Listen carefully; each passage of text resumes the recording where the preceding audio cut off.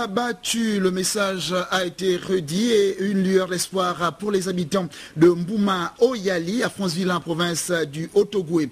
Des logements sociaux sortent doucement de terre, c'est ce que nous dira Ahmed Mouyaka. Et puis le t'a battu, le message a été redit ce matin par le docteur Alphonse Louma et son association Agir pour le Gabon à l'occasion de la journée mondiale sans tabac, une activité relayée par Joyce Lorna à Wangui.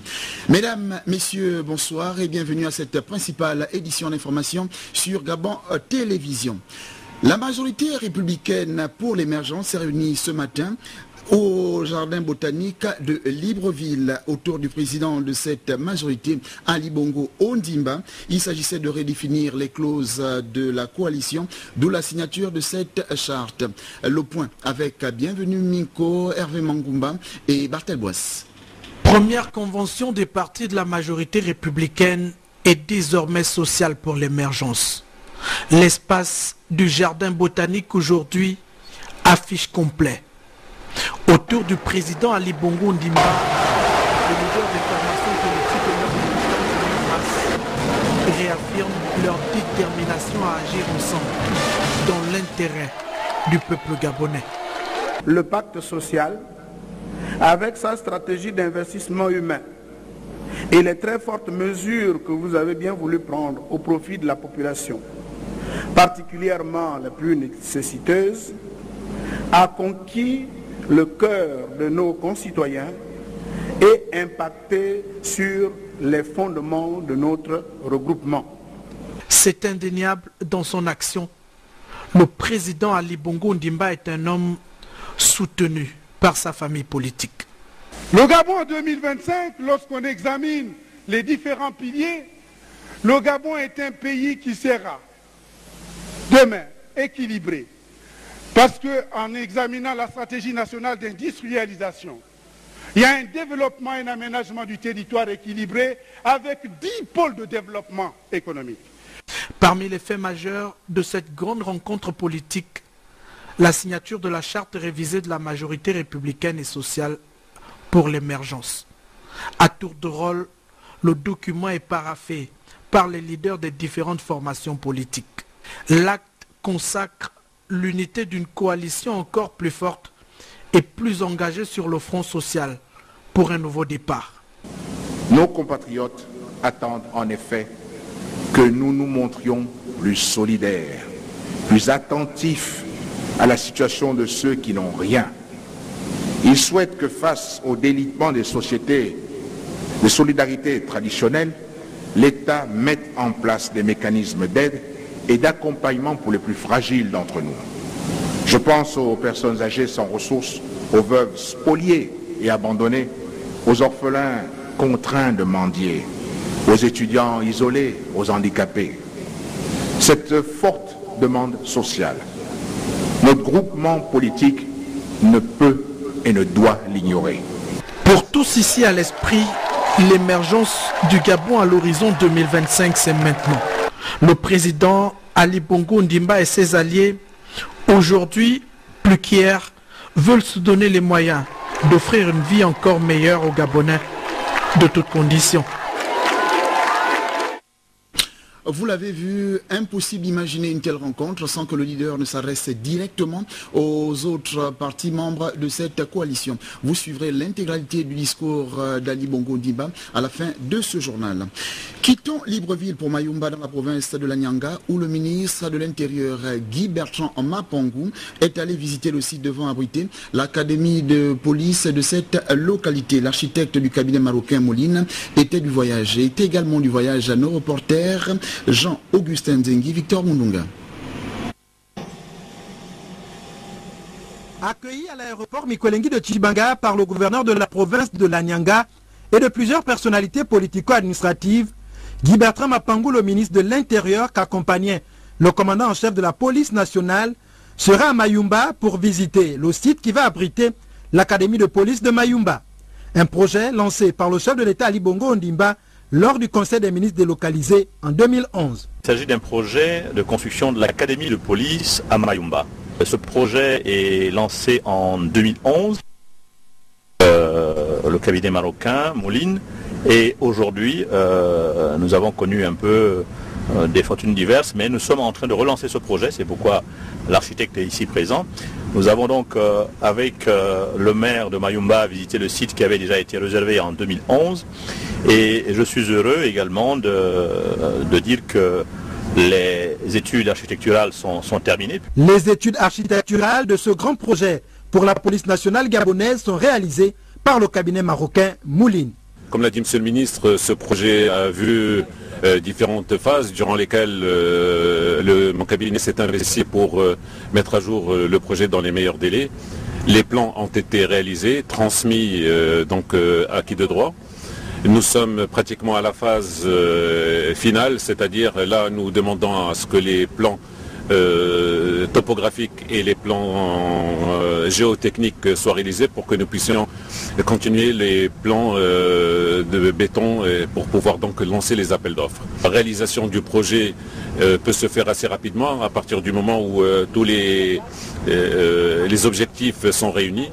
Ici, la volonté et la détermination des deux autorités de voir ce projet aboutir sont perceptibles. Reste désormais à réaliser les études topographiques et géotechniques afin de lancer les appels d'offres. Revenons ce soir sur cette opération de traque des pharmacies par terre. Initiée par le procureur de la République, cette opération vise à dissuader les trafiquants, les pratiquants de ce commerce illicite. Plus de 50 d'entre eux ont été interpellés par le juge d'instruction. C'est ce que nous rapporte Chérel Annabelle Bungota. Palais de justice de Libreville. Les membres du parquet rassemblent les moyens pour une descente inopinée de terrain. Destination, les grands marchés de la capitale gabonaise, pour une chasse aux pharmacies par terre. Mombouette, Nkembo et PK8, où s'est rendue une des équipes avec à sa tête le procureur de la République. De nombreux pratiquants de ce commerce illicite ont été interpellés, plusieurs ballots saisis, des médicaments interdits à la vente, absence de date de fabrication pour certains et de péremption pour d'autres. Le réseau prend de l'ampleur et aujourd'hui, plus que par le passé, le parquet de Libreville s'appuie sur l'article 206 du Code pénal.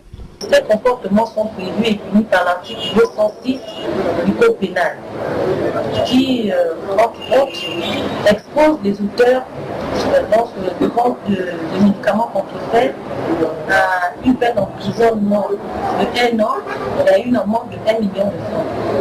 C'est vrai qu'on peut penser que c'est dérisoire, mais lorsqu'il y a une récidive, les peines sont plus corsées.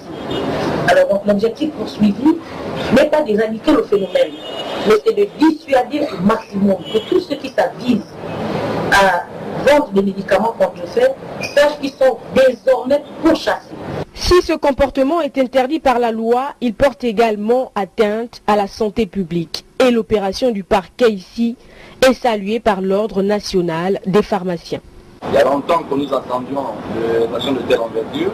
Évidemment, cette lutte s'intensifie de cette manière. Nous pouvons qu'au niveau de l'ordre des pharmaciens du Gabon, on l'a salué.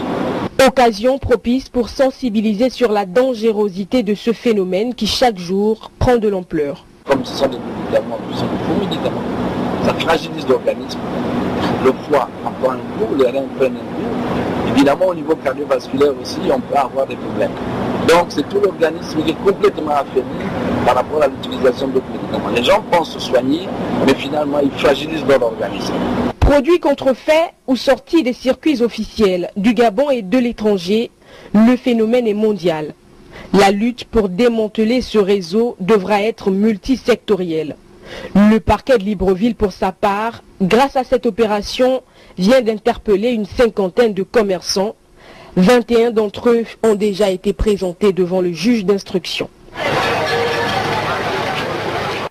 Toujours au front, le procureur de la République est allé à l'école nationale de gendarmerie s'entretenir avec les officiers de police judiciaire en devenir. Les échanges étaient focalisés sur l'action publique. C'est ce que nous rapporte Chérel Annabelle Bungota et Victor Moulunga.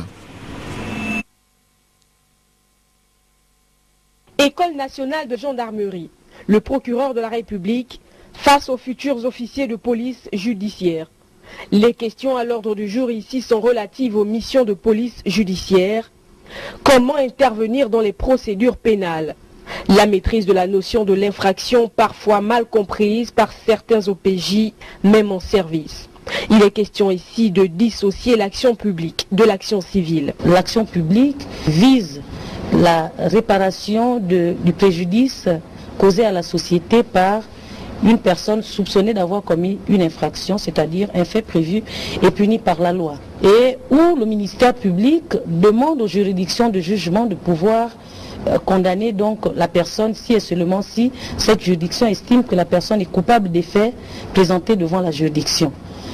Donc l'intérêt de cette question nous a permis de relever qu'il y avait encore un amalgame dans la compréhension même de l'action publique et donc de l'intervention, je veux dire peut-être comme les autres, du bras droit du ministère public, c'est-à-dire les officiers de police judiciaire qui sont chargés au terme de l'article 13 de rassembler les preuves, de rechercher les auteurs et de les présenter devant le procureur qui les fait échouer devant la juridiction de jugement lorsqu'ils ont connaissance d'une infraction à la loi pénale. Une fois affectés dans leurs unités d'intervention, l'autorité hiérarchique est le procureur de la République, leur interlocuteur permanent. Ces échanges aujourd'hui définissent les rapports entre les deux parties. C'est avec le ministère public qu'ils vont travailler pendant toute leur carrière en qualité d'officier de police judiciaire affecté aux missions de police judiciaire. C'est pour cette raison que le procureur vient échanger avec eux. Toute leur carrière durant, ils seront avec le procureur de la République, les procureurs adjoints, les substituts du procureur qui sont dans les différentes juridictions de ce pays. Ils doivent être imprégnés donc de la procédure et des rapports qu'ils doivent entretenir avec ce représentant ou ces représentants du ministère public pour rendre plus fluides leurs interventions dans le cadre des investigations judiciaires. L'action publique est mise en mouvement grâce aux procédures loyalement établies par les OPJ. Celles malmenées amplifient le phénomène d'insécurité au sein de la société, d'où l'importance de se référer à la loi. Débattre des questions de l'industrie pétrolière internationale et ses influences pétrolières africaines au centre de la rencontre statutaire de 8 États membres du comité exécutif de l'Association des raffineurs africains. Une rencontre qui vient de se tenir à Libreville. Le point avec Patrick Simango et Victor Moulunga.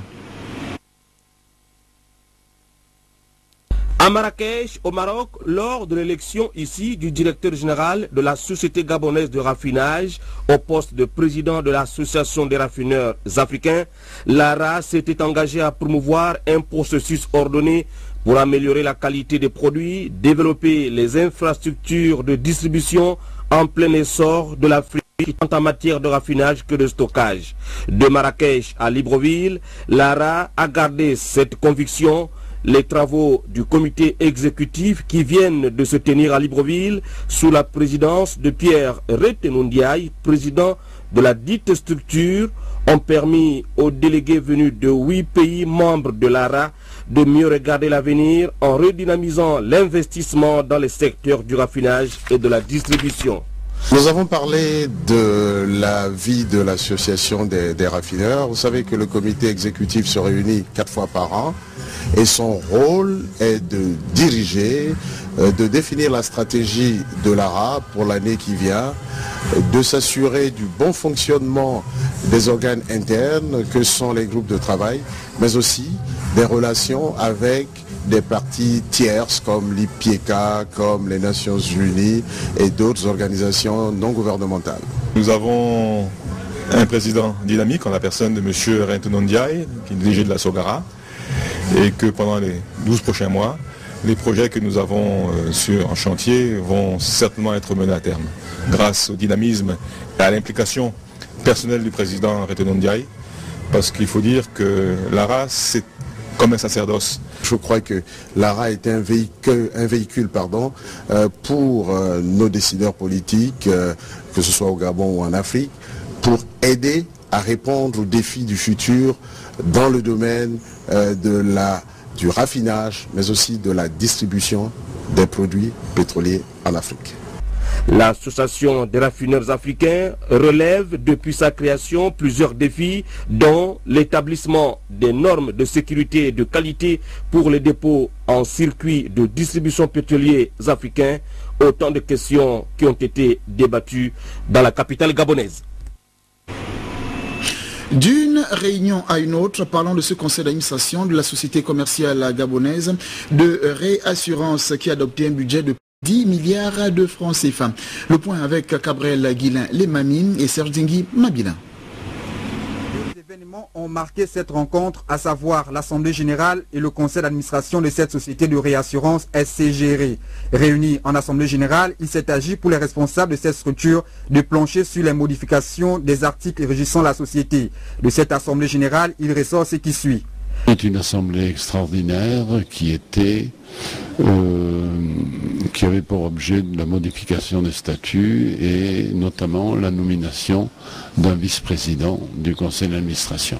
Réunis à nouveau en conseil d'administration, les membres du conseil ont révisité certains points, dont les points sur le logiciel de réassurance. Nous avons eu un conseil d'administration qui, suite à l'augmentation de capital à laquelle nous avons procédé et qui a été souscrit entièrement, nous avons donc revu la composition du conseil d'administration et la nomination de nouveaux administrateurs et l'entrée de nouveaux administrateurs. Les questions budgétaires de fonctionnement de la société n'étaient pas en reste. Alors, le budget en termes de résultats pour les prévisions de 2014, notre chiffre d'affaires devrait se situer autour de 9 à 10 milliards de francs CFA.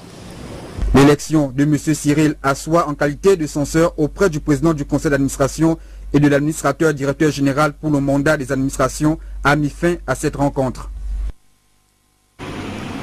Vous l'avez certainement rectifié de vous-même, il s'agissait bien d'Edouard Pierre Valentin. Puisque nous parlons d'économie, restons-y pour aborder ce partenariat qui lie désormais la société logiciels et services à la multinationale allemande CAP. Renforcer ses compétences pour le meilleur service dans le viseur de logiciels et services. Ludwin Kavou, Victor Mundunga. Le Gabon est définitivement une destination d'affaires. Chaque année, de nombreux investisseurs explorent des voies diverses pour s'implanter dans notre pays.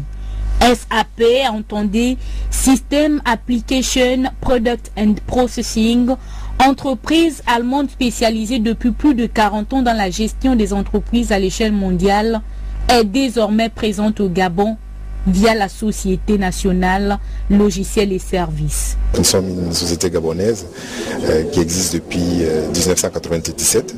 Nous sommes spécialisés dans les logiciels de gestion. Ce partenariat est très important parce que ça nous permet de trouver des solutions que nous n'avons pas jusqu'à présent.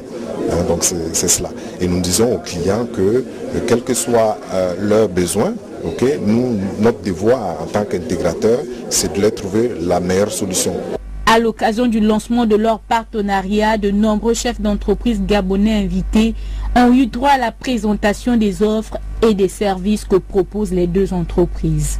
Le partenariat que nous sommes en train de mettre en place aujourd'hui avec logiciels et services au Gabon, c'est d'apporter cette expertise acquise au fil des années et développée par les consultants du SAP, de la mettre à la disposition des entreprises gabonaises et dans l'objectif d'améliorer leur système de gestion, de leur apporter des solutions spécifiques dans des divers domaines d'activité. Quatrième concepteur de logiciels dans le monde et premier en Europe, SAP, via l'entreprise Logiciels et Services, se propose d'accompagner les PME gabonaises dans la mise en œuvre des solutions de gestion.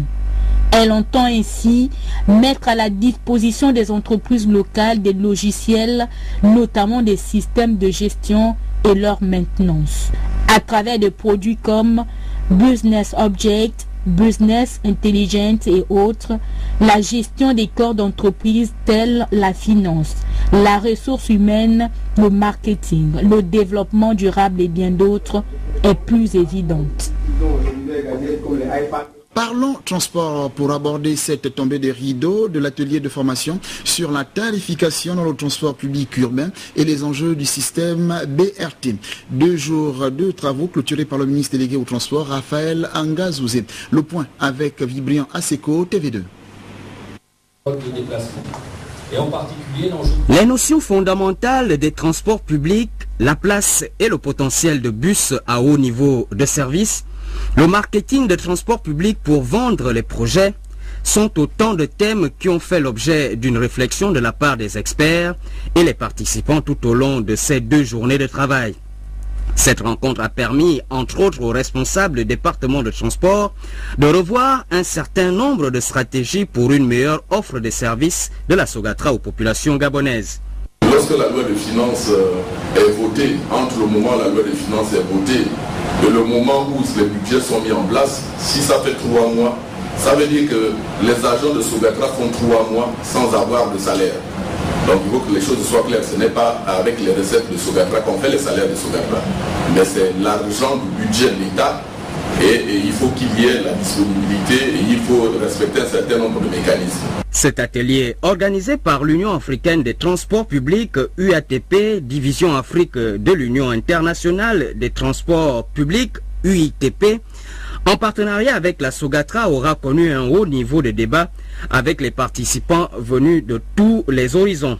À la fin de ce séminaire, vraiment, on voit la jonction clairement définie entre le plan stratégique Gabon émergent de développer des infrastructures, le pacte social et la stratégie nationale d'investissement humain, parce que le transport solidaire a également été abordé. Cette nouvelle vision de l'administration de la Société des transports gabonaise entre dans la stratégie du pacte social du chef de l'État à permettre un accès de transport public à toutes les couches vulnérables et sur l'impérieuse nécessité d'assurer la régularité du service de transport public aux usagers en toute sécurité dans les meilleures conditions de confort. Il faut faire des corridors pour le transport en commun.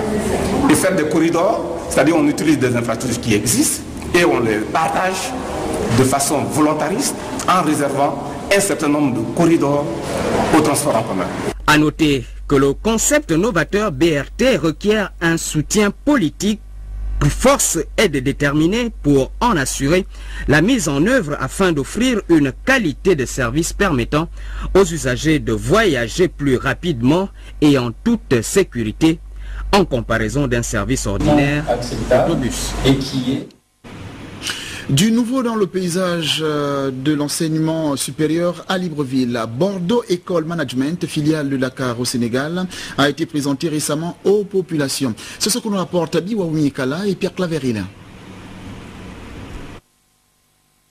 Si la diversification est une source de richesse en économie, elle est valable dans d'autres domaines et particulièrement celui de la formation professionnelle, où le Gabon a urgemment besoin de jeunes élitistes pour participer activement au développement. Une vision partagée par le gouvernement de la République qui encourage et cautionne le partenariat public-privé. BEM Dakar a été créé en 2008 à Dakar et c'est une délocalisation de l'école de commerce de Bordeaux de l'époque, Bordeaux École de Management, et qui aujourd'hui a fusionné avec l'école de commerce de Marseille, Euromed, et le groupe désormais s'appelle Kedge Business School. D'autres critères concourent à la plus-value de cette grande école supérieure de commerce. BEM reste et demeure la première business school en Afrique francophone selon le classement Jeune Afrique. Et ce classement-là, nous l'avons obtenu, ça fait depuis 3 ans que BEM est reconnue première business school d'Afrique noire francophone par le journal Jeune Afrique. Les enseignements dispensés sont en phase avec l'adéquation formation-emploi. BEM Dakar met en place un dispositif de prise en charge de ces élèves depuis la rentrée. Là, nous accompagnons les étudiants en termes de développement personnel et professionnel en les mettant en face de professionnels d'entreprise. Nous les préparons à travers des stages, à travers des missions d'entreprise et nous faisons en sorte que l'insertion soit garantie au bout du cursus de formation. À Libreville, un organisme s'occupe des démarches administratives pour les jeunes intéressés par cet établissement. Notre rôle aujourd'hui, c'est de pouvoir les représenter en organisant des concours d'entrée dans cette université-là, de veiller à l'organisation et formalités administratives en partant de Libreville, et aussi de veiller au séjour de l'étudiant pendant tout son séjour au Sénégal. Le concours d'entrée à Bordeaux École Management aura lieu les 23 et 24 juillet prochains à Libreville. L'Association pour la formation continue a tenu sa 15e Assemblée générale ordinaire au Centre des métiers Jean Violas d'Ovendo. Quelles sont les principales résolutions de ces assises? Cyril Bertrand Galeko et Victor Moununga nous en disent davantage. Présentation du rapport moral, présentation du rapport financier et du rapport des commissaires aux comptes, tels sont entre autres les principaux points inscrits à l'ordre du jour de cette Assemblée générale ordinaire de l'Association pour la formation continue. Près de 10 millions de nos francs pour le bilan de l'exercice 2013 adopté à l'unanimité. Dès l'entame des travaux, le directeur général des enseignements techniques et professionnels prône pour une redynamisation de l'association pour la formation continue. Aujourd'hui, une redynamisation de l'AFC s'impose. En effet, même les premières assises sociales, comme d'ailleurs la 3e édition du New York Forum Africa qui vient de se tenir à Libreville, font ressortir la nécessité d'adapter nos offres de formation ainsi que nos modes d'enseignement aux besoins réels des entreprises. Représentant le ministre des enseignements techniques et professionnels à cette Assemblée générale, son directeur de cabinet a réaffirmé les objectifs à court terme à atteindre par sa tutelle, partant du gouvernement tout entier, suivant les instructions du chef de l'État Ali Bongo Ondimba. L'objectif global à l'horizon 2016 est de structurer le système scolaire afin de proposer une éducation à tous les enfants gabonais et de les amener à acquérir une qualification qui facilitera leur insertion sociale et professionnelle. Afin d'apporter une réponse aux problèmes posés par les élèves décrocheurs entre la classe de 5e année du primaire et la classe de 3e des lycées et collèges, l'installation du secrétaire général de cette association et son adjointe, faite sans les représentants de la CPG et la COSIGA, a été précédée d'un vote par acclamation pour respecter un programme bien établi. On a deux grands axes et à l'intérieur, il y a des actions. Le premier axe, c'est sur le plan opérationnel, c'est-à-dire remobiliser les différents partenaires, c'est-à-dire mettre en place les différents dispositifs qui ont fait jadis la renommée de la structure et créer de nouveaux dispositifs. Et ensuite, dans le deuxième axe, sur le plan institutionnel, remobiliser l'ensemble des opérateurs ou des partenaires qui constituent le réseau qui est l'AFC. À mettre au moulin de cette assemblée la remise de rétributions aux établissements partenaires, mais aussi des certificats de reconnaissance aux partenaires économiques pour une visite des stands et une carte pour la postérité. C'est aujourd'hui que la communauté internationale a célébré la journée mondiale sans tabac autour du thème « Augmenter les taxes sur le tabac ». Au Gabon, l'association Agir pour le Gabon en a profité pour sensibiliser les populations sur les conséquences de la consommation du tabac. Le reportage est de Joyce Lorna Awangi Ekeri et de Francis Edes Ngomo Aseko. Célébré cette année sous le thème « Augmenter les taxes sur le tabac », la journée mondiale sans tabac est l'occasion pour les acteurs de lutte contre le tabagisme de contribuer à protéger et sensibiliser les générations actuelles et futures, non seulement sur les conséquences dévastatrices de la consommation du tabac, mais aussi des problèmes sociaux et économiques liés à l'usage du tabac et l'exposition à la fumée du tabac. Au Gabon, c'était surtout l'occasion d'interpeller les autorités afin de mener une guerre contre les industries du tabac dans notre pays. Cette journée nous permet de sensibiliser les gouvernants pour qu'il y ait une volonté politique nettement affirmée. Parce que, vous savez, sans une volonté politique, on ne peut pas lutter contre une industrie mafieuse comme l'industrie cigarettière qui vend un poison. Parce que la vérité est non, que le Gabon, le gouvernement gabonais a promulgué la loi anti-tabac, elle existe, mais elle n'est pas appliquée. Donc chacun, là où il est, là où il travaille, doit être ingéniable contre le tabagisme. Le Gabon étant engagé dans une politique sociale visant à améliorer les conditions de vie des populations, Majorer les taxes sur le tabac et ses produits dérivés serait donc une solution à la lutte contre le tabagisme dans notre société et partant améliorer la santé des populations. L'augmentation des taxes a au moins 3 avantages. Le fait d'augmenter les taxes devrait amener l'industrie du tabac à augmenter les prix des cigarettes. Et si les prix des cigarettes augmentent, en principe, ceux qui n'ont pas assez de moyens ne peuvent pas se permettre de continuer à payer un produit dont ils n'ont pas les moyens. Voilà une opportunité pour se faire de l'argent, pour permettre à l'État de prendre en charge non seulement les victimes du tabagisme, mais aussi ces populations démunies qui, naturellement, ont besoin de l'aide de l'État. On rappelle, le tabagisme fait près de 6 millions de morts chaque année, dont 600 000 non-fumeurs exposés à la fumée. Un véritable fléau qui mérite d'être éradiqué. Donc ce thème, le tabattu, qu'on se le tienne pour dit. Les locaux, parlons-en dans ce journal, certaines sortes de terres sur le site Mbouma Oyali, à Franceville, dans la province du Haut-Ogooué. Mais les travaux n'avancent pas aussi bien, c'est ce que nous rapporte Ahmed Mouyaka, Fabrice Lembumba. Offrir aux Gabonais de toutes les couches sociales un habitat moderne, viable et dans un environnement sain. C'est un des objectifs prioritaires du président de la République, chef de l'État, Ali Bongo Ondimba. Plus de 200 logements sont déjà sortis de terre ici en Mbouma Oyali, situé à quelques encablures de Franceville dans le Haut-Ogooué. Les M3P, ce sont des logements du type F, bon, enfin F2.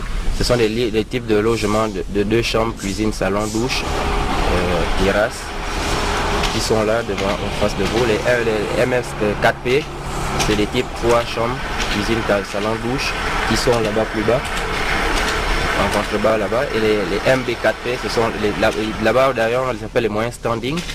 Maintenant, les MB4P, ce sont les hauts standing. Ils sont sur les sites de Soko BTP de l'autre côté. Là-bas, c'est 3 chambres, cuisine, salon, douche, salle à manger, plus un garage. Plus spacieux que tous les autres logements d'ailleurs. Les travaux ont tout de même connu un grand retard dans leur exécution.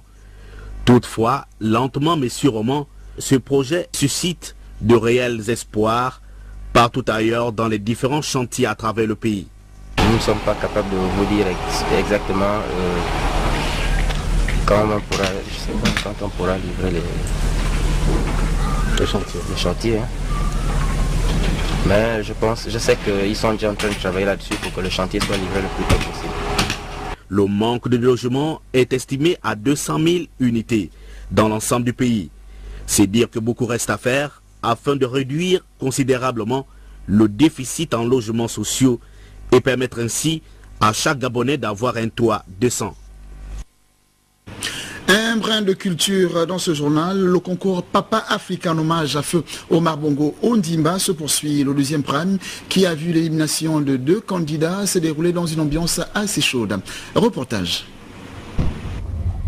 Rien de très spécial, hormis le fait que ça m'a fait plaisir de participer à cette émission, franchement, et surtout de pouvoir affronter un jury de qualité, notamment Rita, Mireille et le groupe Master Regis. C'était le but de ma présence ici.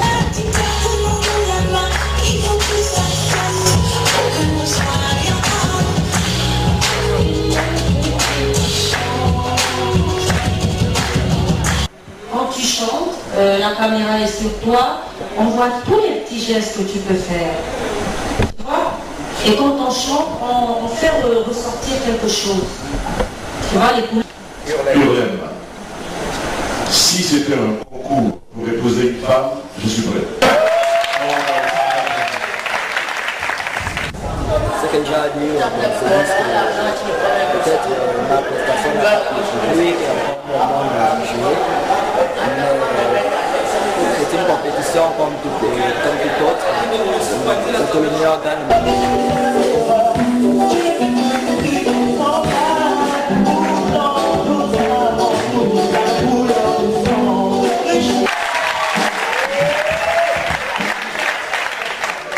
Du point de vue du look, il n'y a rien à faire, impeccable. Par contre, au niveau de la voix, il faut des efforts, vraiment beaucoup d'efforts.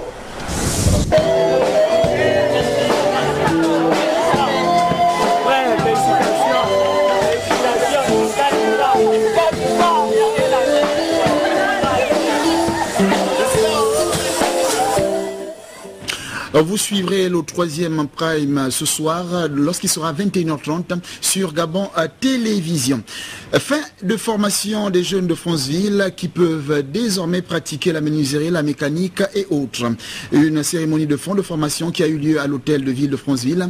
Ella Nelly Koumba de la presse présidentielle vous en dira plus. Simplement vous rappeler que vous suivrez l'intégralité du discours du président Ali Bongo Ondimba après le générique de ce journal. Moi, je vous dis merci et bonsoir. La lutte contre la pauvreté au Gabon pour de meilleures conditions de vie des populations. C'est à ce titre que le programme Jeunesse émergente a procédé à la remise des parchemins à une centaine de jeunes formés à Franceville une année durant dans diverses filières, parmi lesquelles la mécanique automobile et industrielle, l'hôtellerie, la pâtisserie et l'éducation préscolaire. Ce programme de formation professionnelle, qui vient appuyer les efforts du gouvernement de la République dans ce sens, a voulu mettre en relief les capacités de chaque jeune afin de rendre ces derniers opérationnels et autonomes. Le programme que nous conduisons a 3 dimensions. La première dimension, c'est la valorisation justement du capital humain. Pourquoi on valorise le capital humain? Eh bien, c'est pouvoir aller dans le deuxième niveau qui est la transformation de la matière. Une fois le capital humain valorisé, il est capable de transformer la matière pour atteindre donc le 3e niveau qui est le 3e objectif ou le 3e palier de notre programme qui est celui de la création de la richesse. Valorisation du capital humain, transformation de la matière, création de la richesse. Voilà les 3 dimensions que visent, les 3 objectifs que vise notre programme.